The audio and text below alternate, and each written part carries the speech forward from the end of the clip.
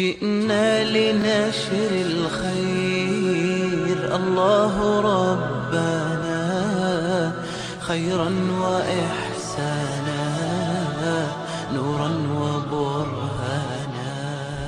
Assalomu alaykum va rahmatullohi va barakatuh. Aziz yurtdoshlar, mana bugun Zilhijja oyining 1-kuni va bu Zilhijja oyining ilk 10 kunligi dunyodagi eng fazilatli kunlardan hisoblanadi. Va bu kunda namoz, roza, haj, zakot, mana shunday ulug' ibodatlar mana shu 10 kunlikda jamlanadi.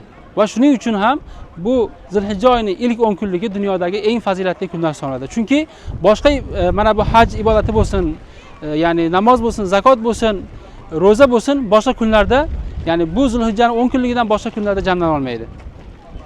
Va bu kunda qilingan amallarning ajr savobi boshqa kunlarda qilingan amallarning ajr savobidan qat ustun turadi. Alhamdulillah, saxovatli qo'llar xayriya tashkiloti o'laroq nochorlarni, ehtiyoj egalarini xursand qilishlikda davom etmoqdamiz. Va mana hozirda ushbu ko'rib turganingizdek oziq-ovqat paketlari tayyorlab, mana shu Suriyaning shimolida urushlardan jabrlanib Suriyaning shimoliga ko'chib kelib, qochqin bo'lishib va chodirlar ostida hayot kechirayotgan aholilarga ulashib, ularga bir bayram oldi, bayram xursandchiligini ulashlikka harakat qilmoqdamiz. Va ushbu oziq-ovqat paketlari turkiyalik bir xayriya tashkiloti bilan hamkorlikda amalga oshirmoqda. Hozirda mana tarqatish uchun tayyorgarlik ko'ryapmiz va opa-singillarimiz turishibdi. Inshaalloh birozdan keyin tarqatishlarimizni boshlaymiz.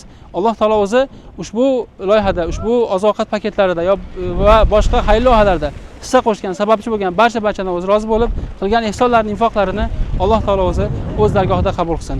Va mana bu 10 kunlikni, aziz birodarlar, mana bu 10 kunlikni g'animat bilib, qo'limizdan kelgancha solih amallar qilib, mana bu 10 kunlikni g'animat bilib, bu kunlarni bir chiroyli o'tkazishga harakat qilaylik. Suslashib qolmaylik. Bo'sh vaqtlarimizda Qur'on tilovat qilib, nochorlarning holidan xabar olib, Allohga istig'for aytib, G'azo xalqini haqqiga duo qilib, qo'limizdan kelgancha har bir soniyamizni, har bir vaqtimizni yaxshiliklar bilan o'tkazishga harakat qilaylik. Zero, ya'ni bu yil Zilhijja oyining 10 kunligida bormiz va kelasi yil, ya'ni kimimiz bor, kimimiz yo'q. Alloh taolo barchamizni xotimamizni go'zal qilsin, barchamizni jannat ahlidan qilsin.